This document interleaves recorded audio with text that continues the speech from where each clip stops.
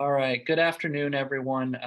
We're here today to talk about CDA's Neighborhood Transformation Grants, a $20 million ARPA-funded funding cycle that opened last Tuesday and closes on May 15th. Here to provide an overview of the program as a whole and answer your questions. So let's just start with a brief overview of what CDA is. If you can go to the next slide, Tommy. So CDA serves as a clearinghouse for federal, state, and local funds for the city of St. Louis, administering a range of HUD funds, treasury funds, and we are charged by Mayor Jones with leveraging these funds to drive economic justice by funding a wide range of public and nonprofit entities. If we go to the next slide, you'll see a list of some of the entities we fund, and you can see that we fund everything from social services, youth, children, seniors, unhoused, to physical construction development of affordable housing.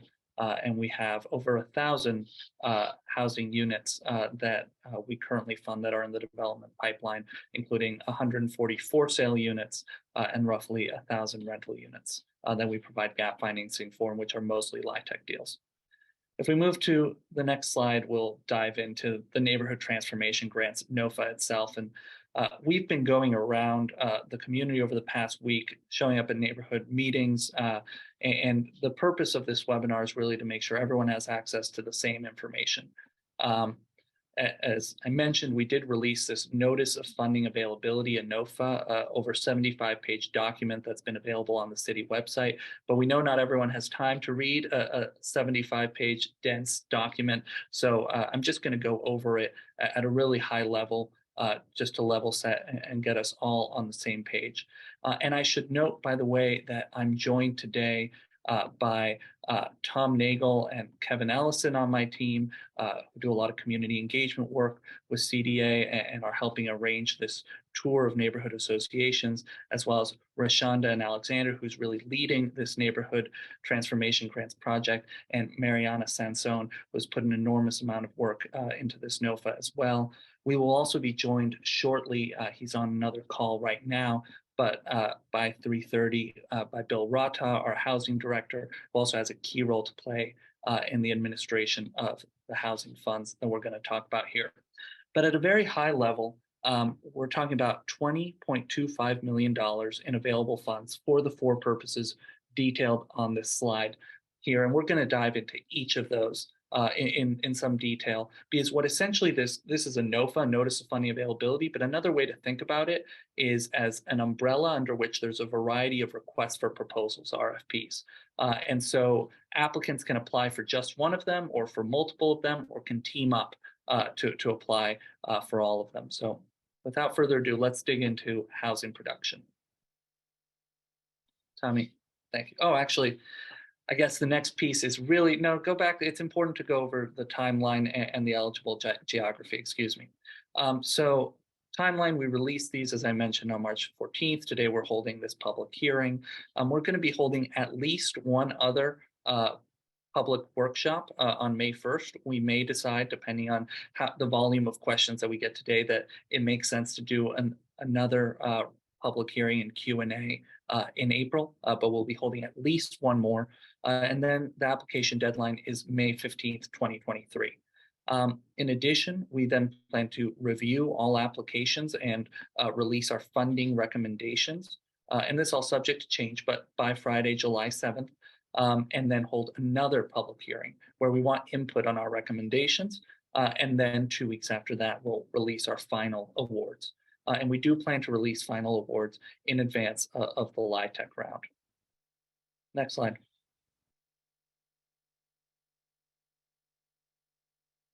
At a very high level, it's really important to emphasize that we've applied an equity lens to this NOFA from the very beginning. The eligible geography you can see on the left-hand map there, and that's a function of both qualified census tracts as well as a deep analysis that CDA did in partnership with SLDC and the planning department to identify areas of the city disproportionately impacted by COVID. Because that's really the regulatory prong that all of this hinges on, is that While we are addressing a broad array of neighborhood needs, the purpose of these funds are to respond to the negative economic impacts of COVID-19. And so based on a variety of data points ranging from life expectancy, access to insurance, access to the internet, educational levels, violent crime rates, et cetera, we were able to put together this index of priority tracks, which you can see on the left-hand side. But we're not only trying to invest in areas of the highest need, although that's a key piece of our strategy, we also want to build off nodes of strength. And that's where on the right-hand side, you can see that as we talk about concrete development projects, about affordable housing production, about developing community assets like daycares or health clinics or other community or grocery stores or other community assets that we want to invest near transit lines, near schools, near existing community assets. So that's what that map on the right shows, and those are bonus points that are available for physical development proposals. With that, let's dive into each of the 4 eligible uses, starting with affordable housing. So there's $6.75 million of muted. There's $6.75 million available for affordable housing. And that's really divided into 2 buckets. There's for sale affordable housing and rental affordable housing. For sale, affordability means under 80% AMI. And the period of affordability really depends on the amount of funding that the project receives, but can range from 5 to 20 years. And where all of these requirements come from for sale housing is from the analogous HUD home program, which Treasury released a really helpful affordable housing how-to guide, which essentially said that a safe harbor for eligible uses of ARPA funds was programs and housing that was compliant with the home program. And so that's where those for sale affordability requirements come from. For rental, we've actually gone further in requiring affordability at 50% AMI than regulatorily required. And that's because we've really followed the data. And the data tells us that of the 37,000 tenant households, which are cost burdened in the city of St. Louis, and which collectively spend over $100 million more than they can afford on housing every year, the vast majority of those are under 50% AMI. So we really want to make sure that as we're investing in this affordable housing stock, that we're really responsive to the challenges that city residents are facing. And that's why we've really targeted a deeply affordable level of 50% AMI. In addition, we are in accordance with ARPA requirements, providing for tenant protections attached to all this housing, including good cause eviction and fair housing protections. And these are all detailed in the NOFA, as well as quality standards, which are also detailed in the NOFA, and we can answer questions about as needed. It's also important to emphasize that we are providing bonus points for a variety of housing types that we want to invest in or we want to prioritize investing in. First and foremost, we've just seen construction costs sky high, and therefore really want to incentivize applicants to prioritize minor and moderate rehab, as well as tiny homes, as well as deferred maintenance, all projects that cost less than $100,000 per unit, so that we can really leverage these funds for maximum impact.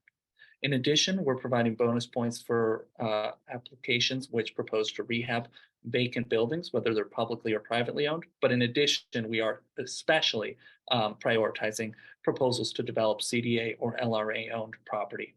And then finally, we recognize that a big gap in our housing market currently is for larger families, and therefore are incentivizing and encouraging applicants with bonus points to propose housing development with 3+ bedroom units.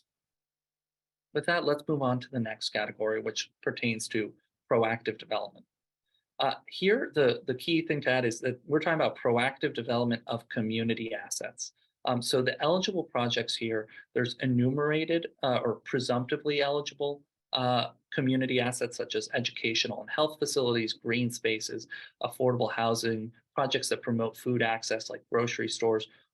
All those are presumptively eligible. But we're also open to funding other community assets, provided that the applicant demonstrates with data and with any other evidence that there is a real community need for such an asset.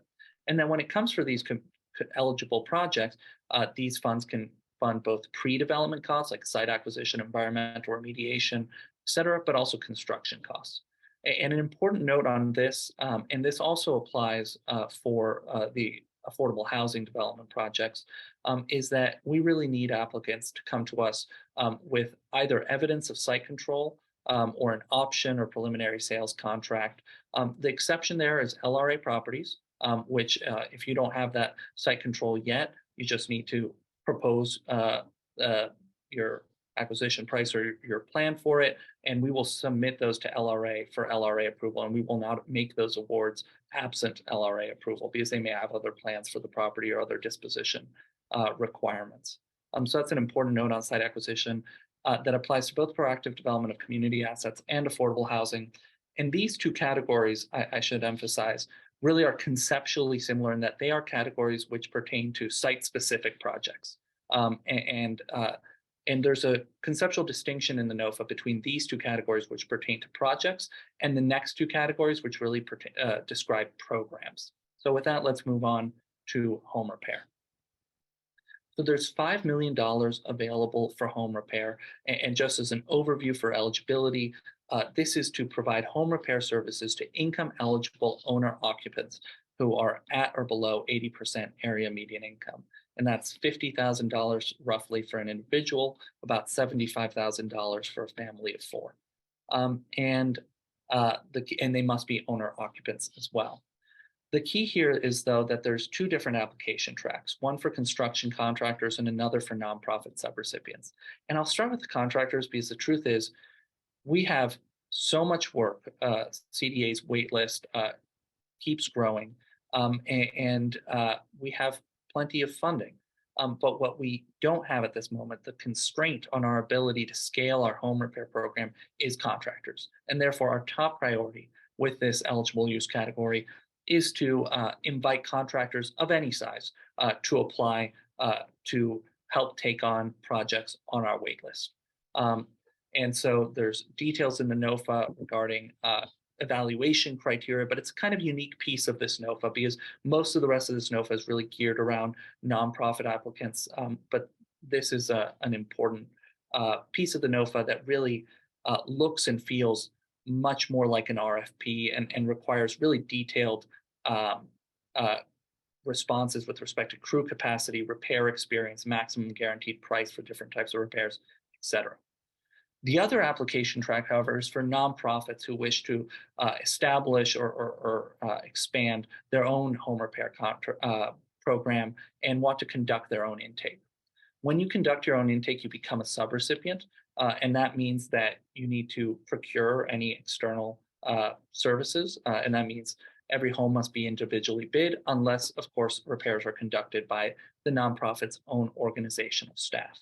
And then when we talk about eligible home repairs, there's a wide range of minor and major home repairs. And something I'll emphasize is that we are providing bonus points for applicants that prioritize and demonstrate a capacity to provide ADA modifications such as wheelchair ramps or lifts, et cetera.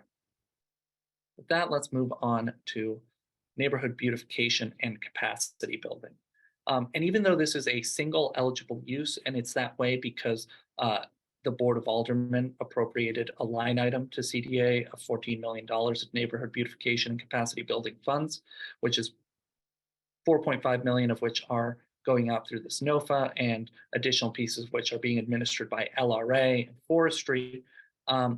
This piece really has three sub components or three sub grant types that we're offering. The first pertains to neighborhood beautification. And so these are available for nonprofits that want to address dumping and pay residents to do cleanups or rent dumpsters or rollout carts, et cetera.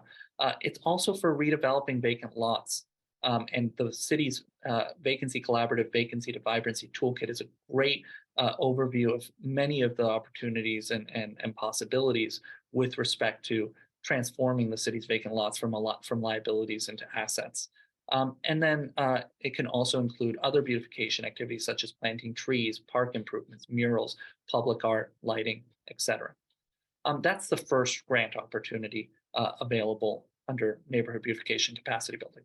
The next is, if we go to the next slide, the next is capacity building grants, and specifically operating support grants. So these are available to nonprofits with operating annual budgets of less than 500,000 who are proposing to take on work under this NOFA, such as neighborhood beautification or housing production or home repair, what have you, but need additional staff to support implementation or need additional staff to support the programs that they're proposing for neighborhood transformation activities. They may also, in addition to salaries or payroll, need support with professional services, contractual services, materials, supplies. So these are operating support grants to these small nonprofits that need to scale. And these are so important because I think something that we've all learned from this once in a lifetime infusion of ARPA funds is how our ecosystem, both public and nonprofit sectors, have been really starved of resources for so long. We're not in a strong position to absorb this volume of funds. And that's why building this capacity is so critical.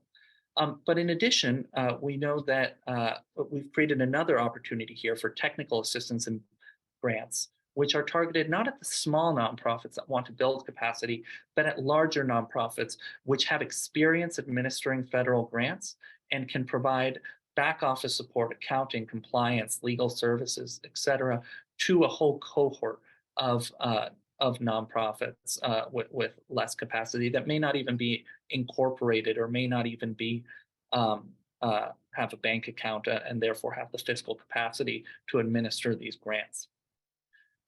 So that's an overview of the available funds. Let's dig into now some compliance elements and just some details regarding how CDA is going to evaluate these applications. So the first thing is who can apply.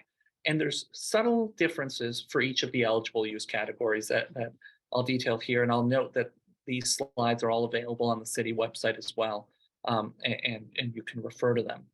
But the answer is that for affordable housing production and preservation, eligible applicants include nonprofit developers, small for-profit developers and contractors, and we define small to mean that these entities have less than $2 million in annual operating revenues, and public entities. And what I should emphasize with all of these, and kind of overarching, is that whoever applies needs to have the fiscal capacity and the administrative capacity to administer federal grant funds. And that comes with significant compliance and reporting requirements. And so that is one of the reasons why we also encourage teams. But again, affordable housing, nonprofit developers, small for-profit developers and contractors and public entities. Moving down to proactive development of community assets, this is really targeted at nonprofits with development capacity and supporting nonprofits in developing these facilities which can serve as community assets. With home repairs, we discussed construction contractors of any size can apply, as can nonprofits with the capacity to administer home repair programs. For neighborhood beautification grants, it's nonprofits of any size with capacity to conduct neighborhood beautification. For capacity building grants, it's nonprofits with annual budgets of less than 500,000. And for technical assistance grants, it's nonprofits with federal grants administration experience. Let's move on to the next slide. And we'll take questions at the end of all of this. So now a few words on the application and review process.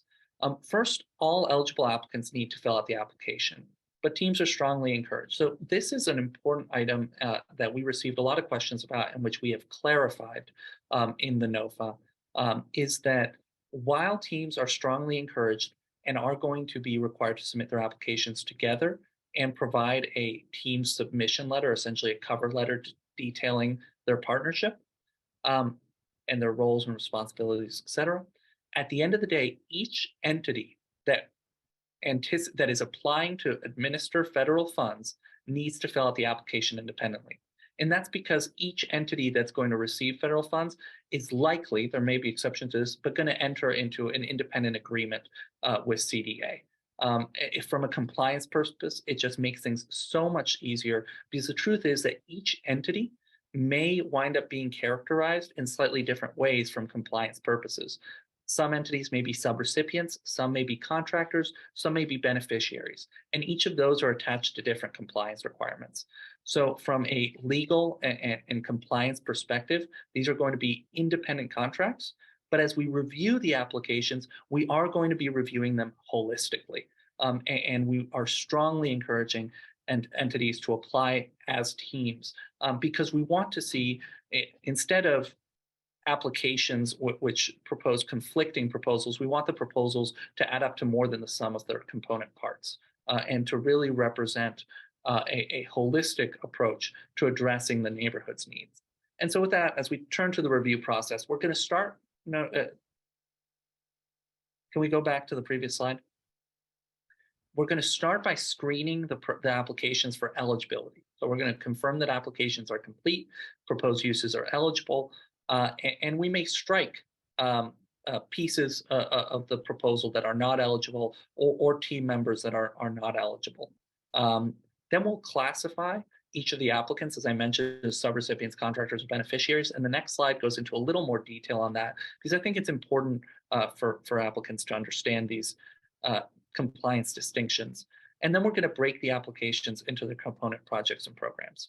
But before we do that, we're going to conduct a holistic review where we look at the application as a whole. And by we, I mean CDA review teams of at least 3 individuals will look at each application as a whole and evaluate them on the basis of the strategy that's being proposed, of the implementation plan, of the proposed budget and the degree to which it leverages other sources of funding, at the key performance indicators and the extent to which they address data-informed and needs which are evidenced by data, and community support.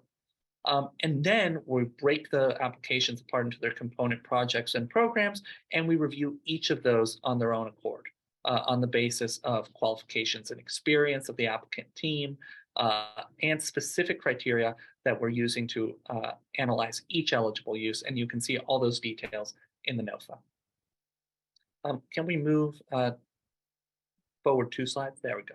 So here's an important compliance note, and that is that this NOFA is designed to enable CDA to enter into agreements with subrecipients, contractors, and possibly beneficiaries, although it's more likely that beneficiaries would receive funds through subrecipients.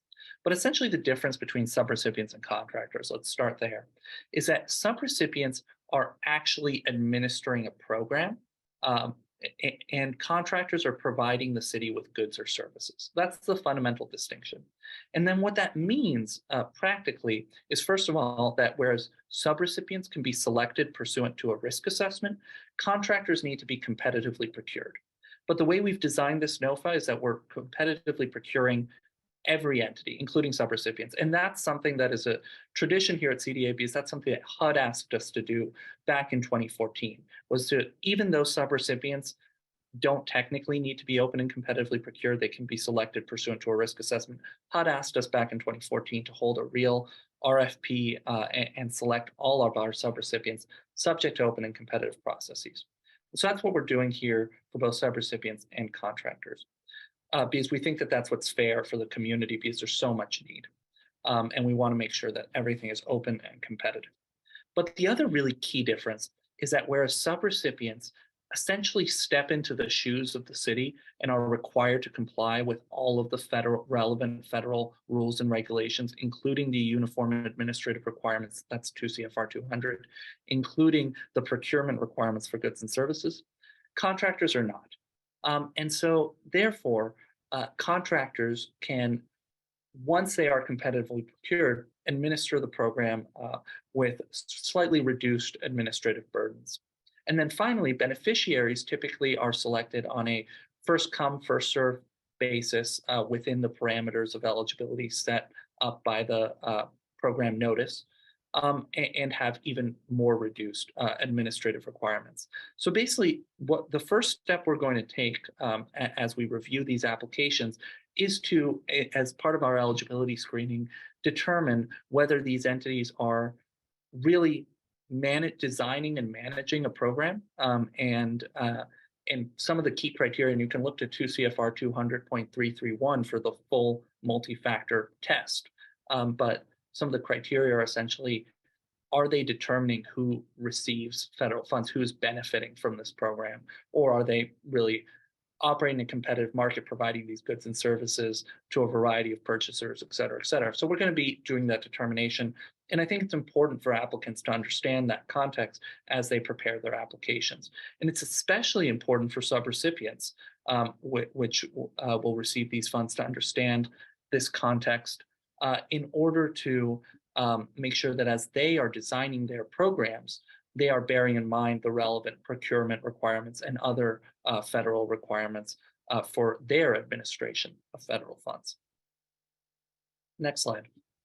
So some other compliance requirements, and please bear in mind this is nowhere near a full list, and the full list is available in the Notice of Funding Availability, but entities will be required to provide regular financial and programmatic reporting. A SAM.gov ID is required. Proof of adequate insurance is required. Any awards of over $750,000 to a single entity will trigger a single federal audit. This, by the way, is another reason that it makes sense to split these contracts apart into separate contracts instead of making a team award. And awards of over $1 million will also trigger a written capital expenditure justification, which, if it is an enumerated eligible use, we just need to include in the file. But if it is not enumerated, we'll need to send up to Treasury.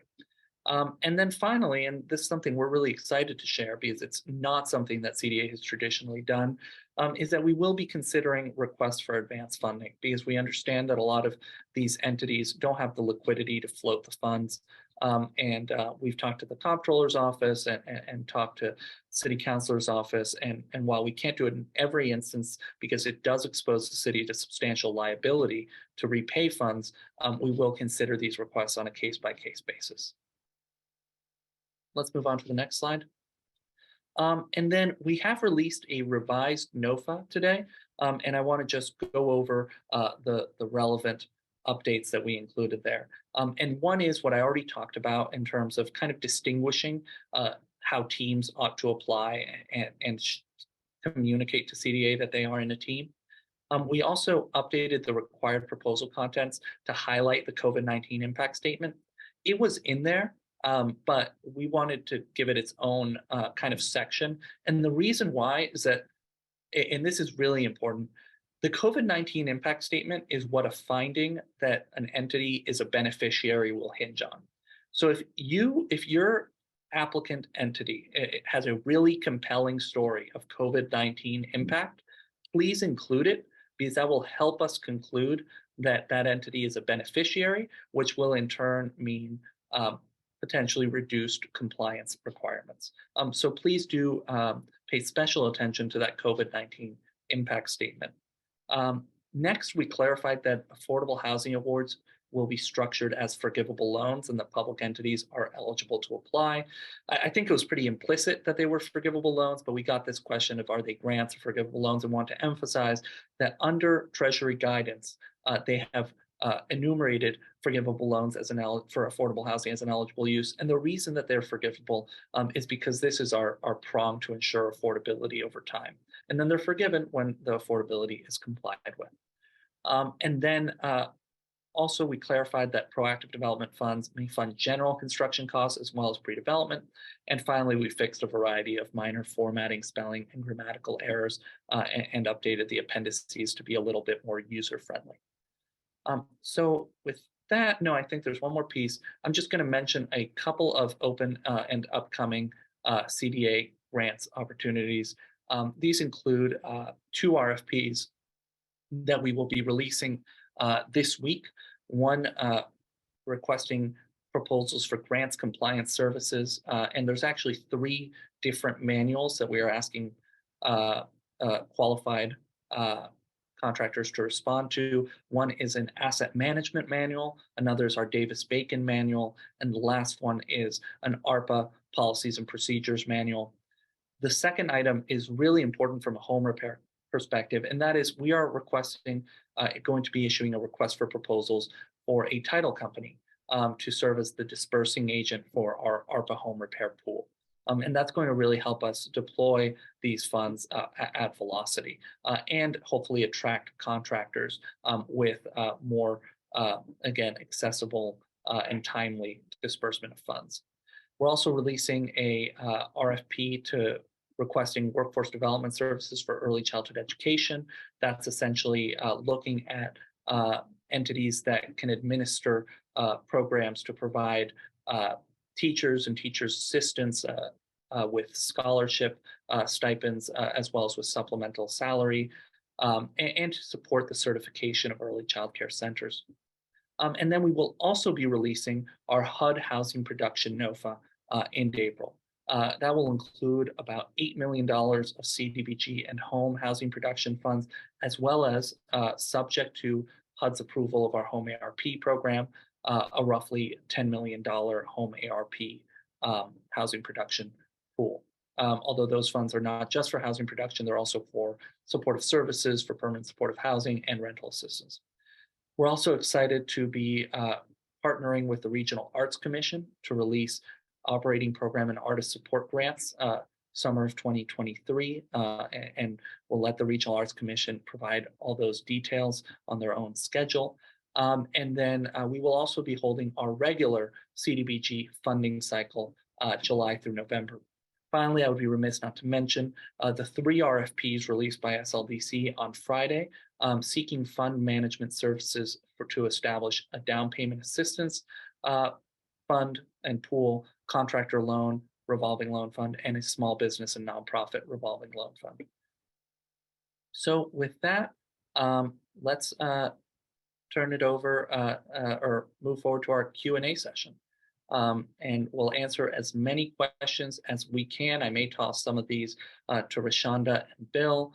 And there may be questions I should note that we can't answer, either because they're too specific or too complicated, in which we will ask you to submit in writing. So with that, I'm going to turn it over to Tommy to facilitate our Q&A. So I will go by hands raised first, but as you were going, Noel, people already submitted some questions in our Q&A. The first one is, by what time do these funds need to be expended or obligated? Great question. The funds need to be obligated by 2024 and spent by 2026. Great. And then could an applicant apply for different priorities? Yes, of absolutely. Those 4? Yes, absolutely. And could an applicant apply in a team for one project proposal and then as an individual for a totally different proposal? I think we're going to have to get back to them on that, but we can release an FAQ based on these questions with any questions that we can't answer at this time. There is a member of a team, such as a contractor, and they are not chosen for some reason, they're unqualified. Does that hurt the proposal's ability to get selected? If we're talking about something like home repair, where we are strongly encouraging even nonprofit subrecipients to apply with and identify contractors that they can work with, it would, because the truth is, with home repair, contractors are what we need. And we don't simply want to select subrecipients that have the administrative capacity to administer home repair programs, but that can actually deliver and complete the required home repairs. And so it really depends on the substance of the application. But if the contractor is a relevant piece of the applicant's capacity, and the contractor, for whatever reason, either doesn't have the requisite qualifications or is not in fact available, then yes, that would wind up hurting that application. Let's go ahead and do some live questions. We'll bring some people on who have their hands raised. Just in order, let's start with Jeff. And I'm gonna. I think, by the way, Tommy, that we can probably take down the presentation. So okay, great. a little better. So I think we have Jeff on if you want to ask your question. Yeah, thanks, Tom. And all, this is Jeff Buck from Sanctuary in the Ordinary. Question regarding moderate rehab of buildings and the application of the requirements for building code compliance and Energy Star. If you're not needing to replace a certain system, how do you apply those requirements? That's a question that I'm going to pass over to Bill. Bill, do you care to comment on that?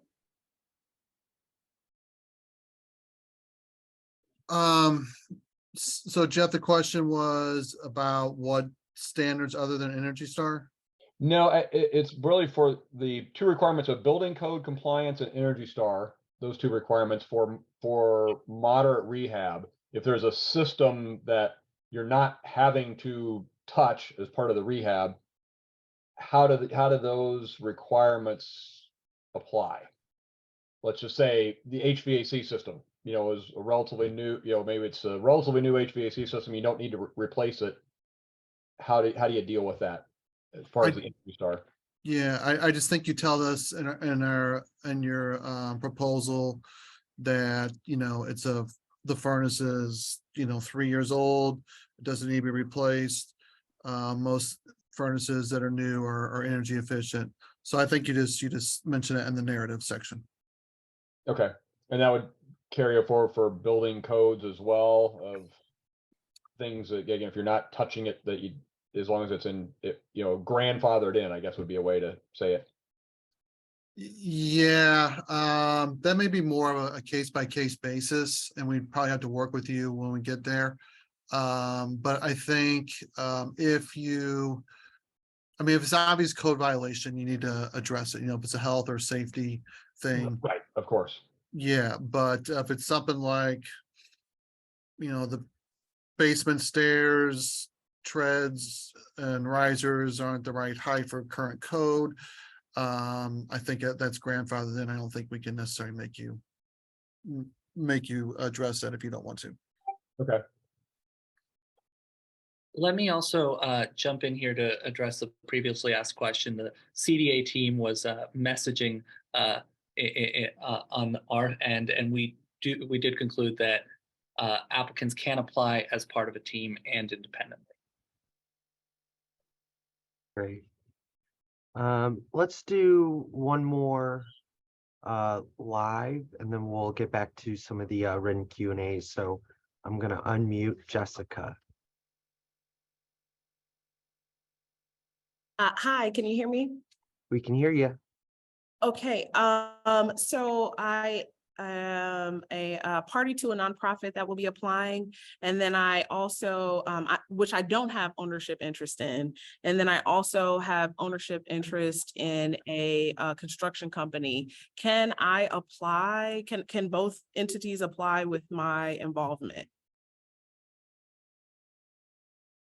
I feel like I would rather keep this Q&A to general questions about the NOFA, and with such fact-specific questions, if you can provide them in writing and we can share them, because I'm not an expert on conflicts of interest, but our general counsel is.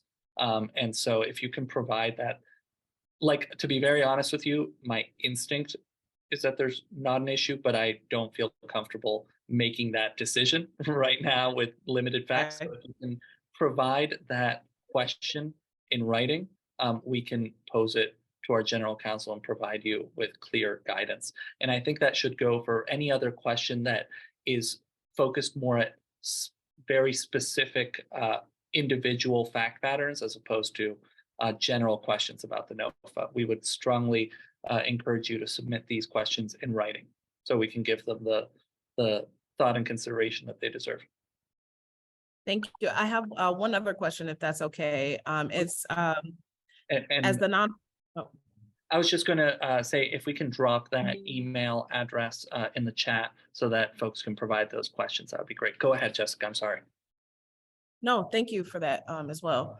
On the nonprofit side, I'm not sure if this is a specific or a general question as well, but can a nonprofit that has received funding through the revolving loan fund also apply for this grant? Yes, but the revolving, can you define which revolving loan fund you're referring to? The, yeah, the NMTC, the New Market Tax Credit Revolving Loan Fund. Got it. Yes, they would be eligible to apply. It may not be a good idea to braid those funding sources together on the same project. Oh, no, yeah. Case determination, but there's no eligibility prong that renders those entities ineligible, so long as, of course, they are eligible under all the conditions provided for in the NOFA. Exactly. Yeah, we would be using them for separate projects. Thank you so much. Of course. Okay, let's go back to some of these written questions. Where can an applicant find a COVID impact statement? Or maybe we can elaborate on what that should entail. A COVID impact statement, we can research examples, but typically they range from a very simple statement of, on an individual basis, it can be a individual statement that they lost their job due to COVID. That's a typical COVID impact statement for an individual. For a entity, it's really interesting because ARPA, for the first time, has allowed nonprofit entities to be classified as beneficiaries if they were impacted by COVID. I don't know that we've got a great example. It's really on that entity to describe really as clearly as possible the impact that COVID had on their operations. And so there's no really, it can be really short. So there's no real form. It is much more kind of particular to the impact that COVID had on your organization. Great. Another one from the Q&A is if a development project already started or starts before 2024, is it eligible for this NOFA? Absolutely. Great. And would building or renovating an emergency shelter fit under the categories of this NOFA? Yes.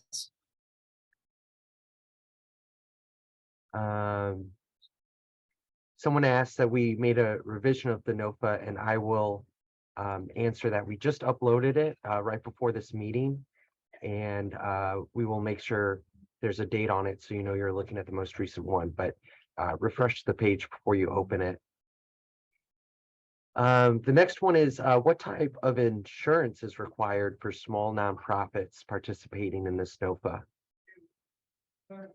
I might toss that to one of our team members, whoever feels confident in pulling up that section of the NOFA. It is detailed in the NOFA. Is anyone brave enough to take that question on? I guess that falls to me since I'm in the monitoring section. This is a little bit different than the usual insurance requirements that we have for CDBG because it is so project specific. But in general, we require nonprofits to have general liability insurance, proof of automobile liability insurance, and evidence of honesty bonding, which is really important to have that evidence of honesty bonding. It will be specific based off of the project that you have. We don't want to like overly burden nonprofits with having to take out $1 million in insurance if you're only doing $50K worth of a project as part of a team. So it is going to be specific, but you do need to have that honesty bonding and those insurance enough to cover that, as well as CDA needs to be listed as an additional insured on your insurance form. Thank you so much, Mariana. There's No a few questions. problem. Thank you. We'll get back to some live questions in a second. There's been a few questions about the North Side Corridor business grants. And I know that is a separate program from this. Noel, could you just quickly describe how those are different? Yeah, they're different. They were appropriated separately. And the fact of the matter is that we are waiting on a legislative amendment to those funds before moving forward with their disbursement. There's some challenges in the program design from a regulatory compliance perspective. And so until the Board of Aldermen takes action to redesign the program somewhat, we're unfortunately somewhat stuck. However, I can share that there will be and a lot of this is really SLDC is leading this program, not CDA, but we are close partners, and the funding does flow through CDA. And so I can also share that SLDC recently brought the National Development Council on board to provide capacity building support to entities which applied for those commercial corridor funds. And hopefully, while we wait for that legislative fix, those applicants can work with the National Development Council to strengthen their proposals, develop business plans so that they're in the strongest possible position to apply for those funds. Great. Let's go back to some of the live questions here. I'm going to bring Justin on. Justin, are you still there? Hello, yes. Nice to meet you all. Appreciate the hard work you're doing. I would like to know, you all talk about the city and LRA lots. I'd like to know, do you all still have the $1,000 lease option that gives temporary ownership for a year? I have not seen that in a couple of years on you all's website, and I want to know, is that still available, and can we put that towards in our application? It's good to meet you as well, Justin. Unfortunately, I don't know the answer to that question. LRA is across the hall from us. We work closely with them, but we are distinct entities. What I can share is that this is a unique vehicle to apply for and propose the redevelopment of LRA lots. And so setting aside what is available on LRA's website, and at the end of the day, LRA will have the final word on all of this, on how they use their property.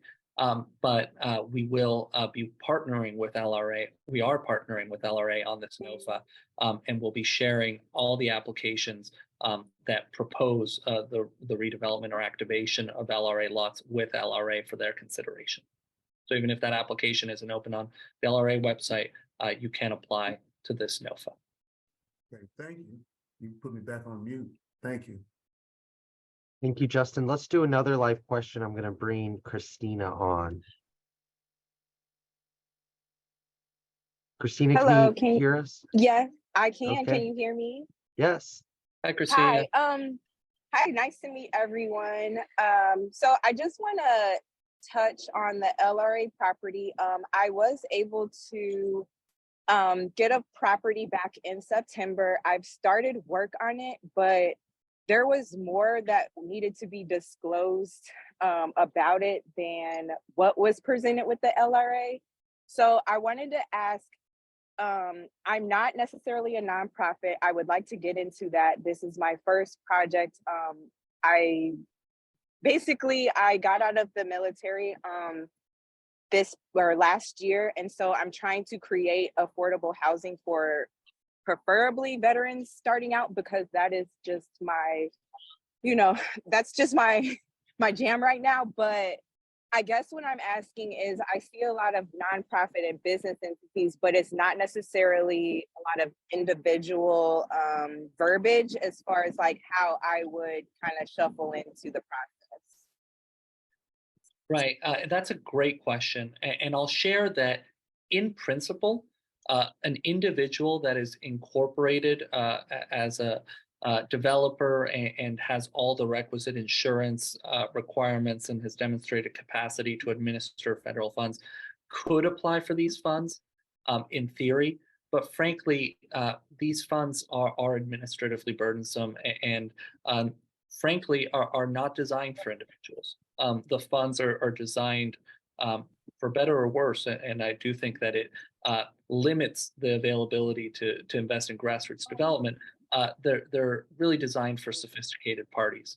That's why we are strongly encouraging teams and would strongly encourage you to partner with a nonprofit or a CDC in your neighborhood or other entities that do have that experience and capacity to administer federal grants, to produce that documentation and reporting. And then you can still do the work and still be funded to do the work, but it would be through this other entity. Does that make sense? It does. It's just historically, even with that, communities are still disadvantaged by that because it is expensive as far as all of that goes.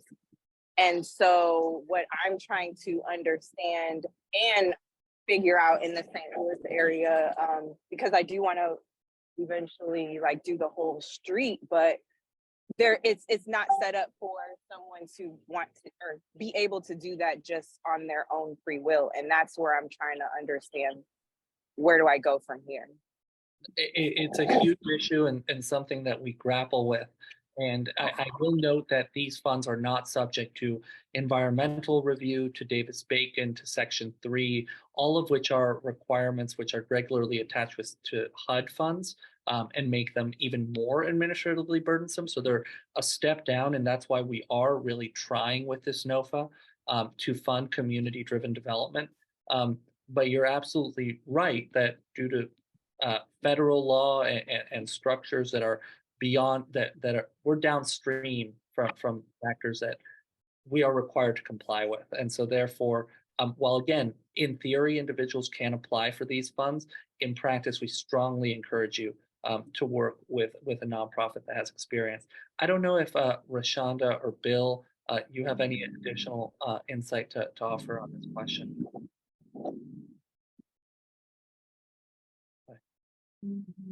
Thank you, Christina. Okay, thank you. Okay, let's do one more live question and then I'll read some more Q&As. This next one is Jay. Jay, are you still here? Can you hear us? Jay, are you still there?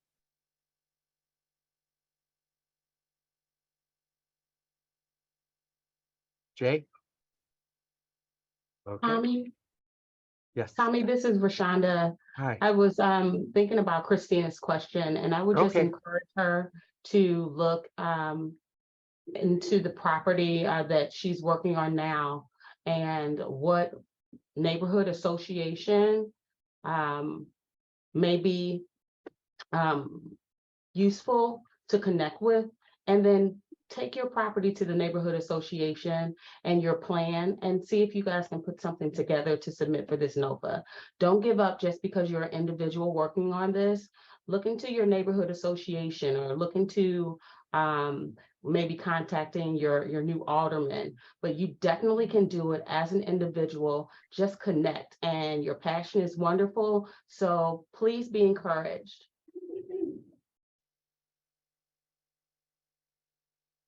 Thanks, Rashonda. We're gonna let's have Michael. Hello, this is Michael Burns with Northside Community Housing. Hello, everybody. I just wanted to know if you could apply for more than one of those bullet points. Say, for instance, if you wanted to do housing production, but you also wanted to do capacity building. Yes, you absolutely can, provided that you're eligible for both. The answer is yes, in short. Yeah, that's all I got. Thank you. Thank you. Well, okay, let's go back to the written Q&A. Where can an applicant find a list of CDA-owned properties? I believe there's a map in the NOFA. that's right. Okay. And can you provide an example of the beneficiary versus subrecipient classification for a small neighborhood-based nonprofit looking to hire both organizational staff and contractor services for neighborhood beautification? That's a really, really tricky distinction, and one that we don't have an established policy on at this point. It will be extremely fact specific, because the key is that we can designate an entity as a beneficiary provided that A, they have that disproportionate impact from COVID, but B, that the assistance that they are requesting is proportionate to that impact, right? So it hinges not only on the degree of COVID impact, but also on what they are requesting. And so it is an extremely fact-specific determination. And it may even wind up being possible that we will take that same entity and say that they are a beneficiary for capacity building purposes, because they would have built more capacity were it not for the pandemic, but they are not a beneficiary for beautification purposes or for proactive development purposes. And so we will certainly, our preference, provided that, well, actually, we'll have countervailing preferences. We'll have one preference, which is to make these funds more accessible and therefore designate individuals as beneficiaries. But we'll have a countervailing preference that designating applicants as subrecipients is the best way to protect us and protect you as well. And so it'll really be an extremely fact-specific determination. I can't provide any more detail than that at this point, unfortunately. Yeah, I'm still reading from the written Q&As. This is a pretty good one. Does the award cap of 2.5 million, does that apply to the entire team application or individual proposals within that application? It applies to individual proposals within the application, and additionally, it's not a hard cap, and neither is the $100,000 a hard minimum.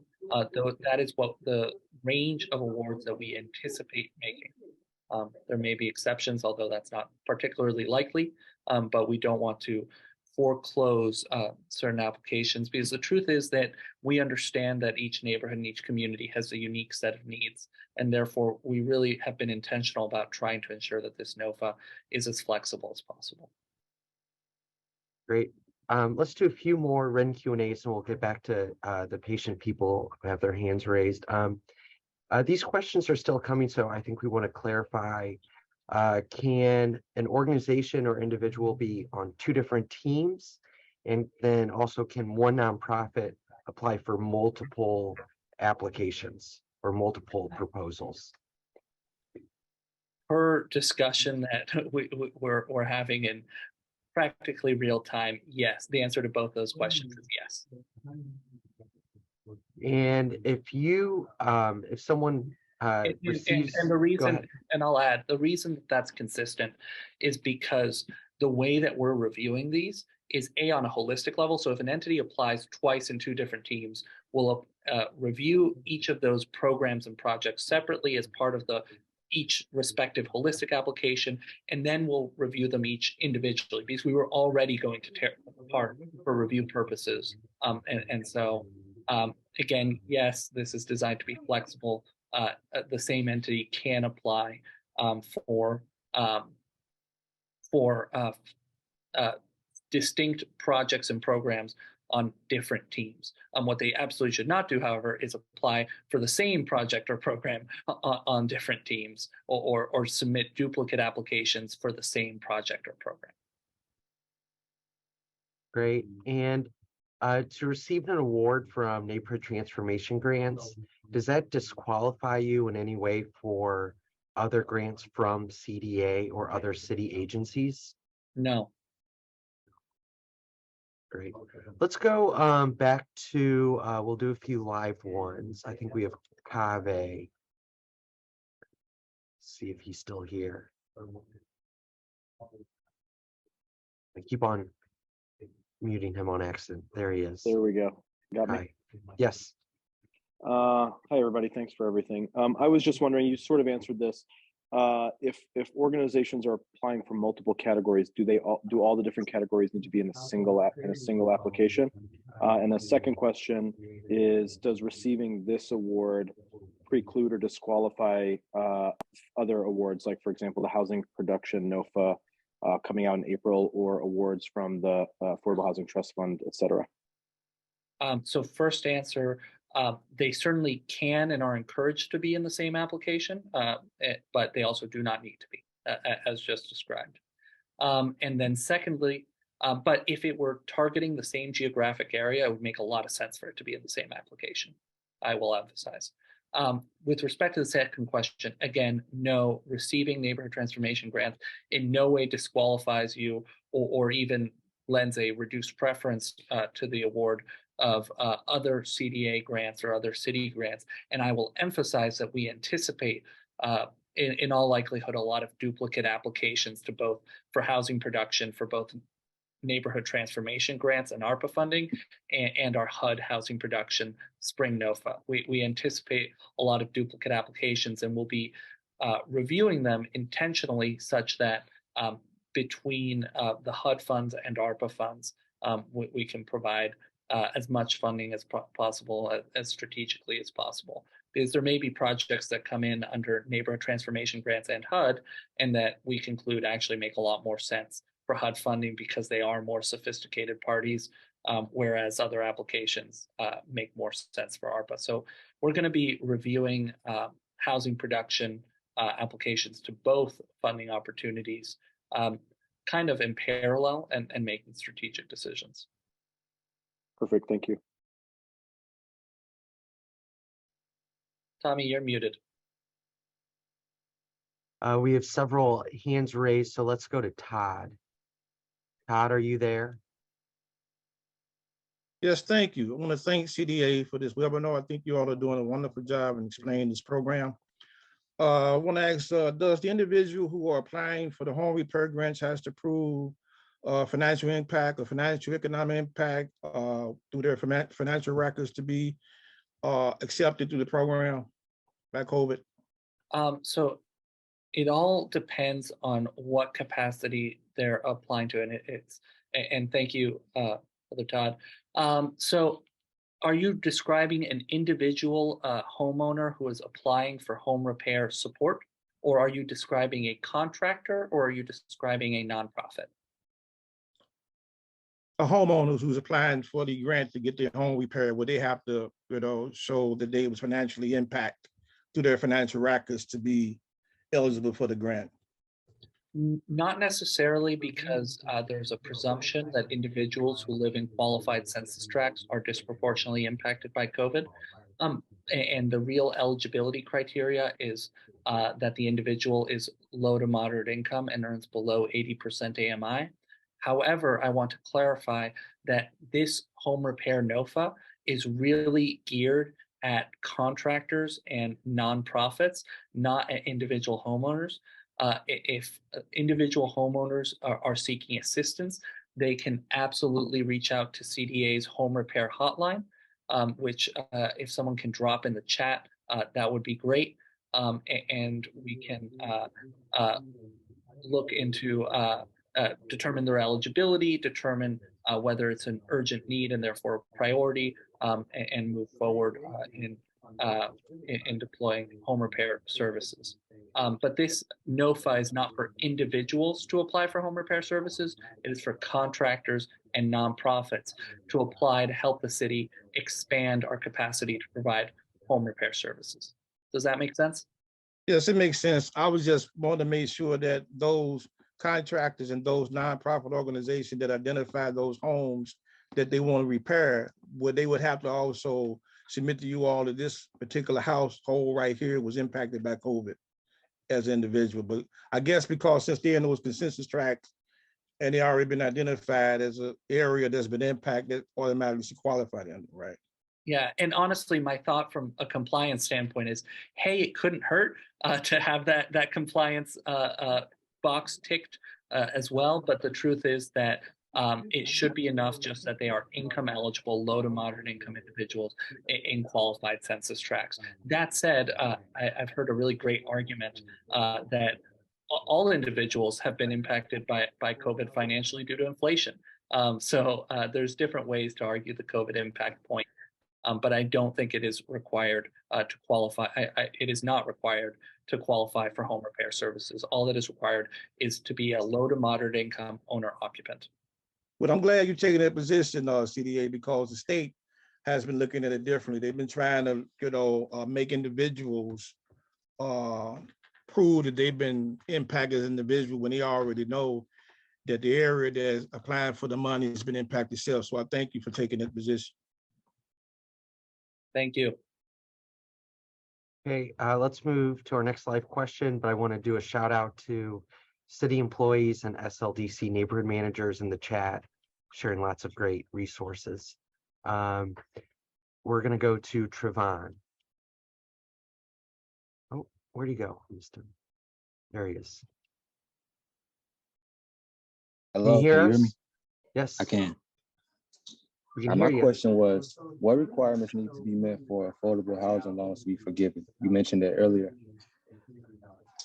The compliance requirements and the 4 prongs, and I encourage anyone interested in applying for affordable housing forgivable loans under this NOFA to look up the Affordable Housing How-To Guide released by Treasury. And again, if we can release that in the chat or share that in the chat, that would be great.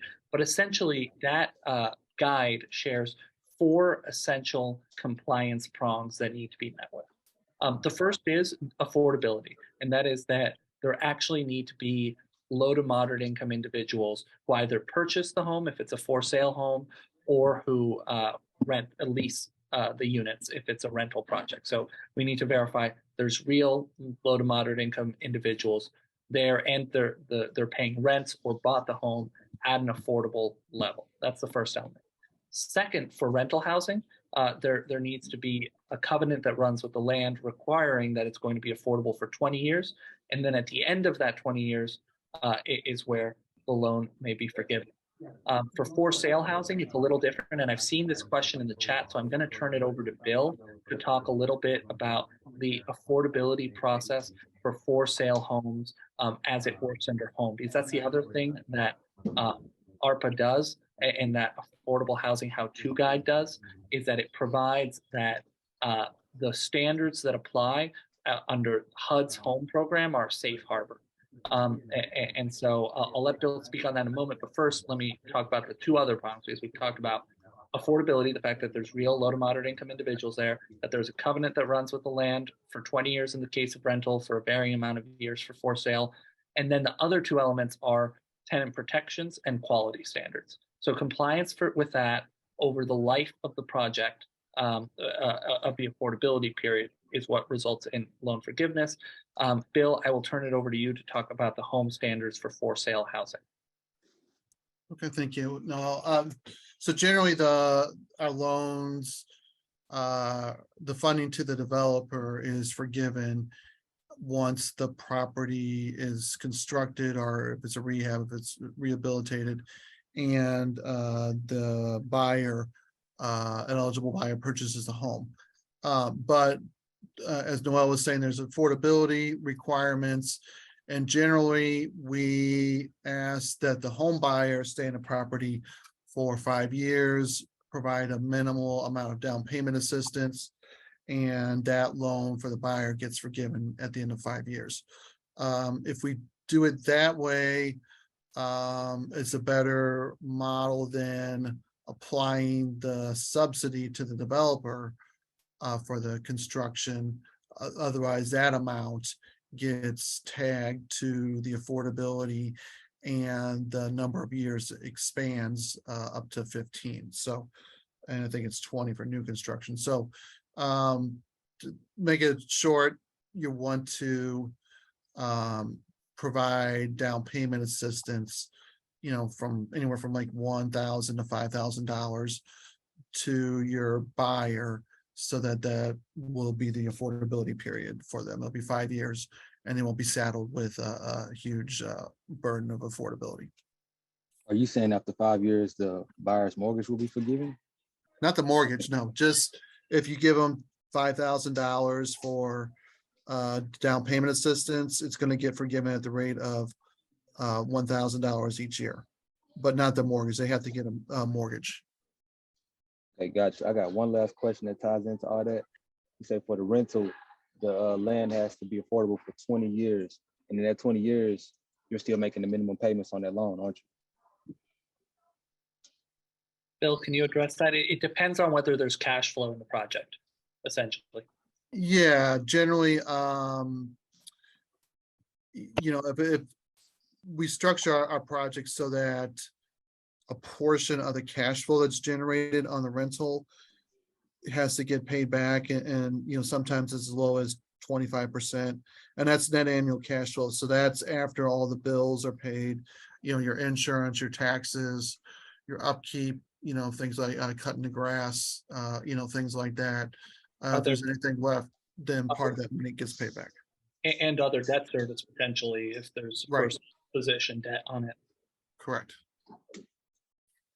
Got it. One thing to note, if you want to find a lot of the links to the Treasury and the affordable housing guidelines and all the sort of stuff, it's in Appendix 6, which is page 55 of the NOFA. There's a ton of links to all of these compliance things that we're talking about.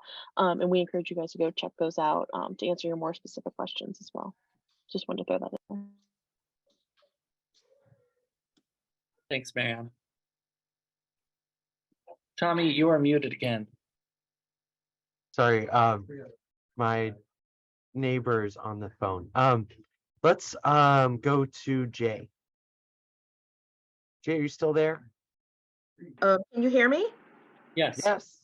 Oh, hi there. Okay, so my name's Dawn. I have someone else in here who's named Jay, but somehow I think we got our links. I got his link and he's probably got mine. But let me get to the question. Since these funds have been promoted as being part of the economic equity or economic justice initiatives, are there any funds that are being set aside for women and minorities or people who have new businesses? For instance, people have been in business less than 5 years, or people who have had less than 5 years of active business. What are they really doing to ensure that these funds are supporting and funding and encouraging and funding new business in the city of St. Louis, as opposed to the people that have been in business for years, taking advantage of all the funds and initiatives that are available? It's a great question, and you're absolutely right that this is a part of the city's economic justice action plan to empower, develop, and transform the city. The way we've applied the equity lens is, instead of set-asides and quotas that can frankly get a little tricky from a legal compliance perspective, we focused our equity lens on the geography and the eligible geography, and ensuring that the neighborhoods that we are targeting are those that have been disproportionately impacted historically by segregation, redlining, restrictive covenants, and the like. And you can see this in the economic justice index that informs the bonus points that we're applying geographically and the eligible geography. And so if you look at that eligible geography, and there's a map in the NOFA as well as on the city website, you'll see that it covers the entire north side, as well as the parts of South St. Louis with the highest rates of poverty, disinvestment, and other indicators. And the other piece that I'll add is that, with the exception of home repair funds, these funds are all targeted at nonprofits and small contractors. And so that's another way that we're protecting against that, is that these funds are not the biggest developers that typically receive these funds, or that often are, because they're sophisticated entities, most able to compete for these funds. But we're really targeting those community-driven, community-based organizations.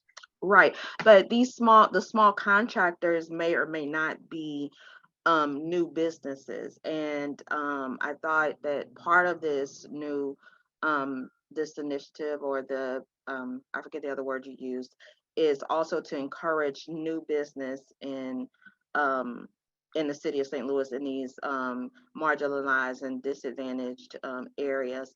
Because I know personally, being a female, and over the years, it's been very hard to compete with trying to get funding or grants, especially in professions or in business areas where they've been traditionally male dominated. So I was just wondering, like, what are the safeguards in place to bring new business, as opposed to the same larger or small contractors and not-for-profits who are more experienced having an advantage over, say, some of the newer businesses. But it doesn't sound like there's really much they've done to safeguard or ensure that there's equity in that in regard. So Ms. Stovall, this is Shonda Alexander.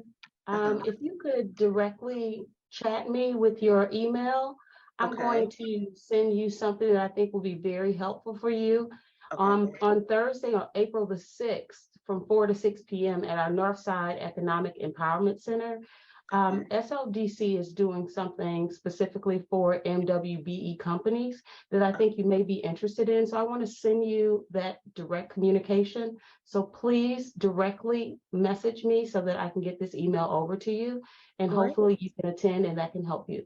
Great, ma'am. Yeah, because the name of my business is Initiative for Conservation of Renewable Energy, and I've had a registered LLC since 2012, but have found very little support. So I thank you so much for that resource and referral, and I look forward to meeting with you guys there. And what was the date and time again, please?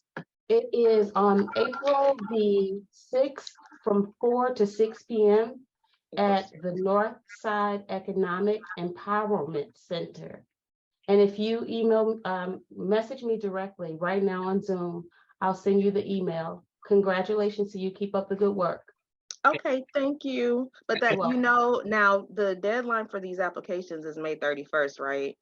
May 15th. And I also want to add, as we're talking about this, that all the city's MWB participation requirements apply, and we are also providing points. There's 5 points on the application, which are associated with applicants having a track record of compliance with our MWBE requirements. The challenge really is, with respect to establishing quotas that go beyond our MWBE requirements, a matter of legal compliance, because the Supreme Court has unfortunately held that such quotas, when they're not backed up by a full disparity study, are unenforceable and trigger equal protection concerns. So we're trying to bake equity into this at a very fundamental level in terms of the process that we're following to allocate funds, holding public hearings, focusing it on a geography which has been disproportionately impacted, and awarding points for compliance with the city's MWB policies. Oh, right. I understand that. I've had family who have served in the state representative and alderman over the years, so I'm all about fairness and equity. I just mostly was concerned about bringing new business, and if not now or in the future, are there going to be, is there going to be anything that's specific to people who say have been in business 5 years or less, or what's being done to encourage like new business to come to the St. Louis area? But thank you so much for answering my questions, and I'll let you guys get to the next person. Thank you. Okay, let's keep going through these raised hands, and we have Judith next. Judith, are you still there?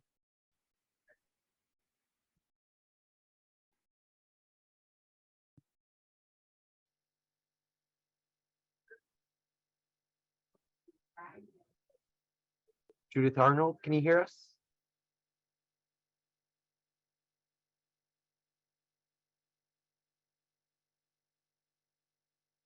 Okay, let's just we'll park that there. And let's go to Jessica. Hi all, just one other question. You mentioned that we could start projects before awards were granted.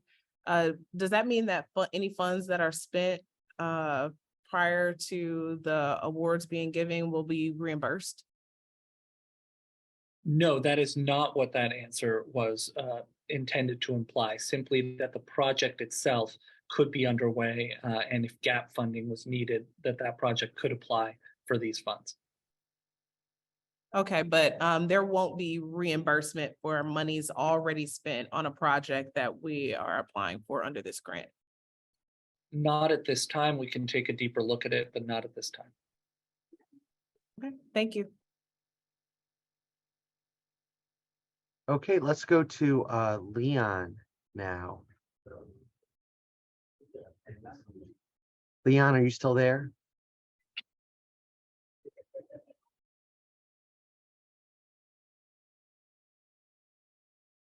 Hey, Leon. Okay. let's see if Justin.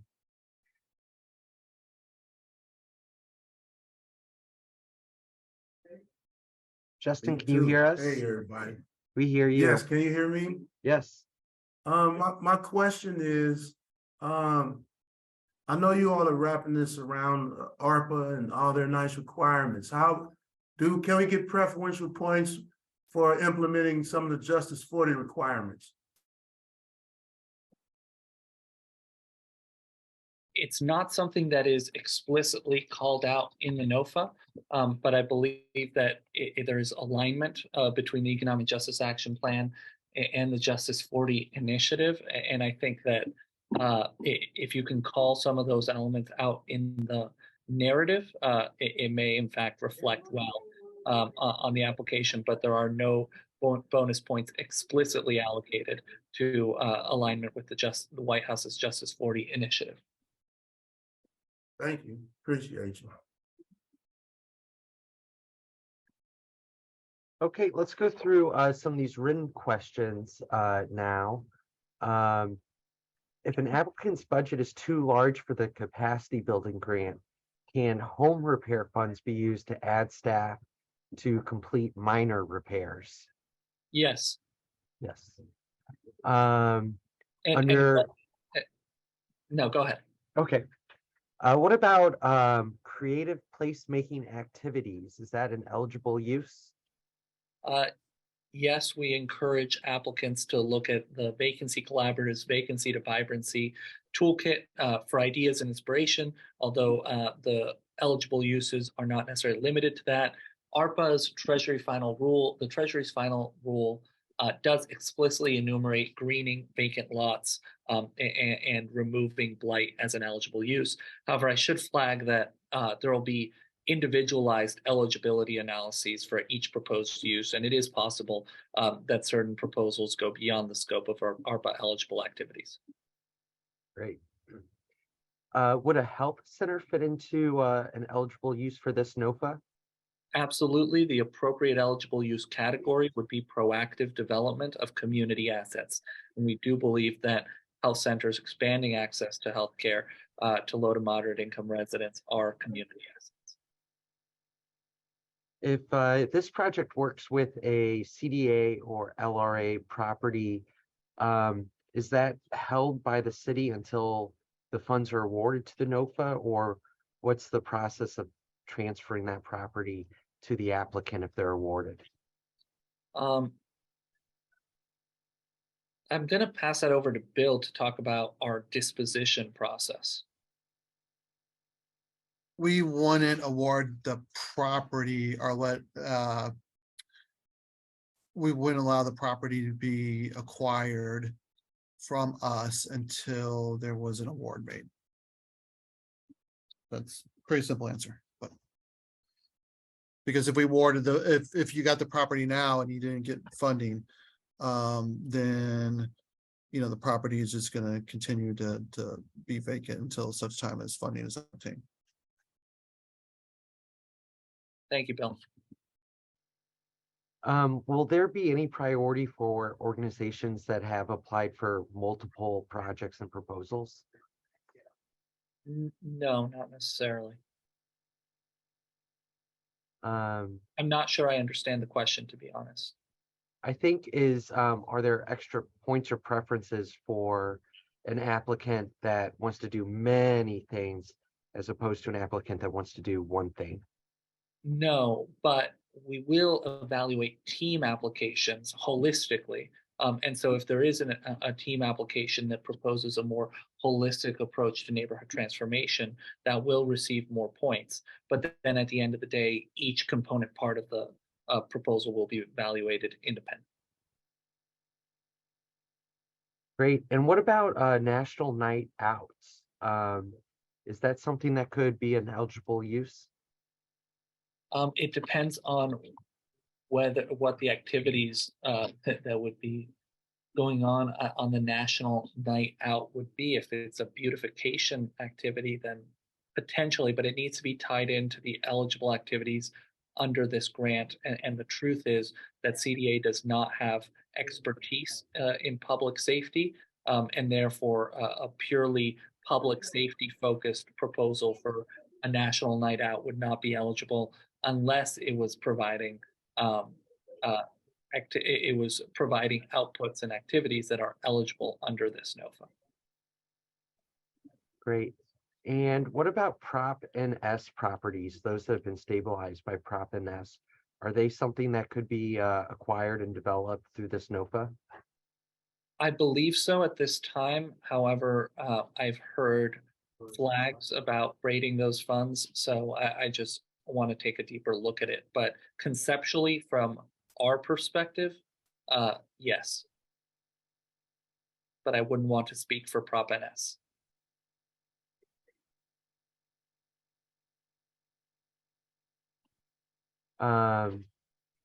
Could you please define sufficient private and other financing and or equity to leverage public funding? And what is the minimum percent match that will yield those bonus points? Well, first of all, the leverage factor is not a bonus point. It is something that is a part of the evaluation of every project and something that we look for. However, we did not create hard lines in the NOFA, and the reason is we want to see the applicant pool and what levels of leverage different applicants and different eligible use categories have associated with them. And so the answer is that it'll be a contextual analysis conducted by CDA review teams of at least 3 staff that as they look at the applications for a given eligible use, will kind of look to the spread of leverage and award more points to the projects with the most leverage. Great. We are getting through most of the written questions, and then we'll get back to, we have some folks that had their hands raised before, and it looks like they have new questions. So we'll get to them shortly. There's a written question: would an athletic program for youth, would that be a eligible use for this NOFA? I don't believe so is the answer. We are not looking to fund programming, with the exception of home repair, which is really pretty physical, and beautification and capacity building with this grant. We're looking to fund physical development with the first 2 eligible use categories of affordable housing and proactive development of community assets. Those are all physical development. With home repair, it's a program, but it's a program to provide physical construction services. And with beautification, it's again, we're looking at physically transforming a space. The only exception is capacity building grants to organizations. But at the end of the day, that capacity building needs to be tied to neighborhood transformation outcomes, right? When you apply for capacity building grants, you need to tell us what are the activities, what is the job description of this person you want to hire, and how are they going to be driving neighborhood transformation. So no, youth programming, it's incredibly needed, and there's funding opportunities through the Department of Health for youth programming, as well as through the Office of Violence Prevention, as well as through CDA in other funding opportunities, but it is not eligible under this neighborhood transformation grants NOFA. Great, and I believe we've touched on this topic before, and I think we're close to the end answering all these questions. Within a larger proposal, if that can't be funded, could smaller things within it receive funding? Absolutely, and I fully expect that will happen frequently. I have no idea what the volume of applications will look like, although judging by the over 150 people on this call, it may be significant. But I do fully expect that we will issue many partial awards. Great. This is an interesting question about neighborhood beautification. If this group already holds volunteer events like alley cleanups, and they apply for funding, will they still be able to hold volunteer events, or would they have to pay for these services? You could absolutely continue to host volunteer events. You just have to tell us in your budget what eligible uses you'd be spending the money on, whether that's to scale or conduct other non-volunteer events or what have you, but we would by no means force you to stop holding volunteer events. Great. Let's do one more written question, and then we have 2 hands raised, and we'll get back to them. Can you please clarify how the team submission process works if you have 2 nonprofits working together? Sure. This is on an affordable housing development. And then their second question is, does the 50% AMI requirement apply to all the units in the development, or just a minimum threshold of units within that development? Sure. Great questions, both. So with respect to the first question, let's say there's 2 nonprofits that are proposing to conduct, that want to develop affordable housing in the same neighborhood or the same cluster of blocks. They would write a joint team submission letter where they describe their joint strategy, their joint budget, how the different roles and responsibilities, et cetera. And then they would both fill out independent applications, further detailing all their qualifications and experience, et cetera, et cetera. However, let's imagine that the partnership is a little different. So that's one example. 2 affordable housing nonprofits developing affordable housing. They do a team submission, they submit jointly, but they each fill out full applications.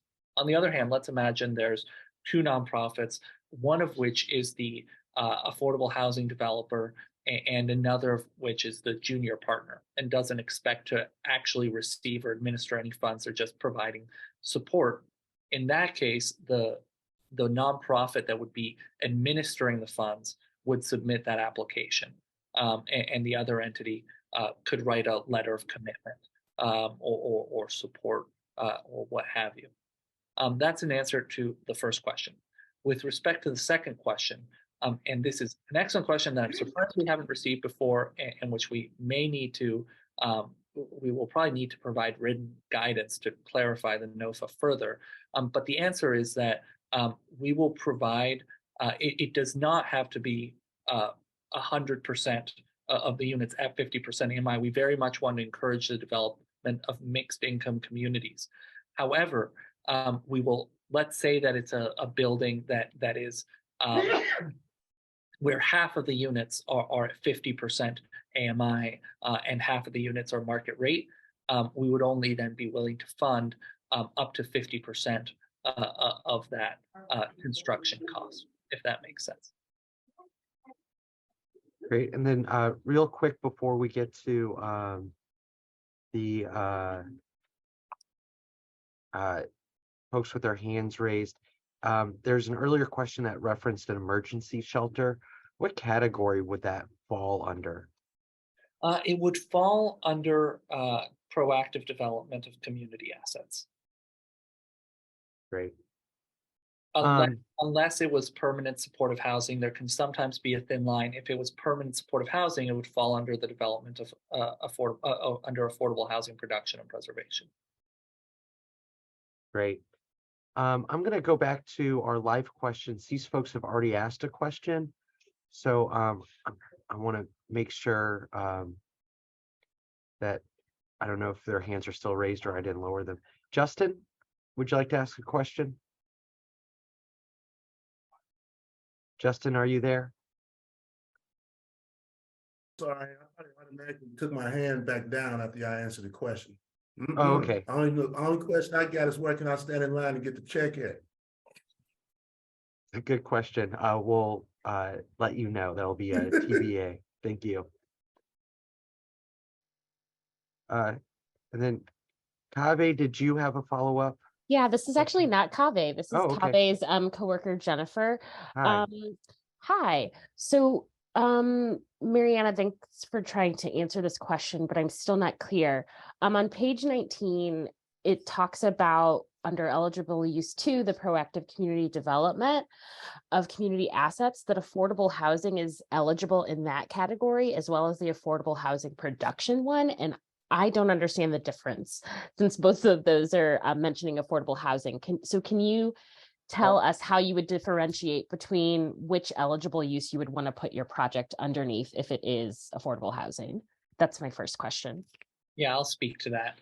The reason why affordable housing is mentioned as an eligible use of proactive development of community assets is because we do believe that affordable housing is a community asset.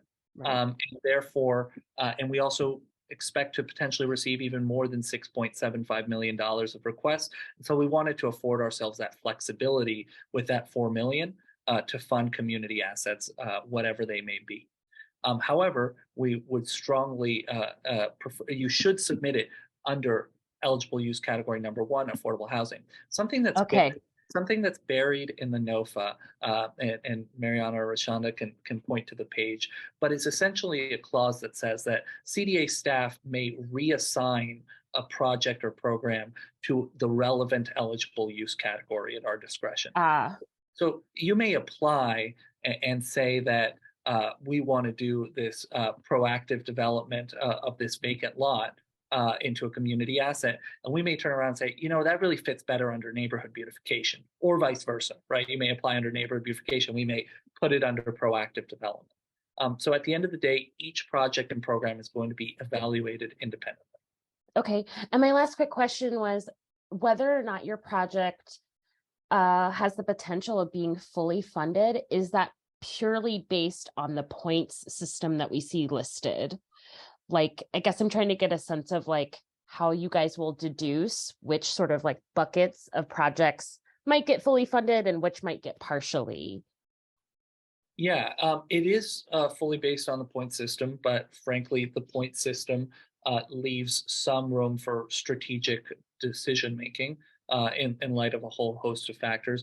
I'll also emphasize that part of this depends on whether we characterize at the beginning of our process the entity as a subrecipient or a subcontractor.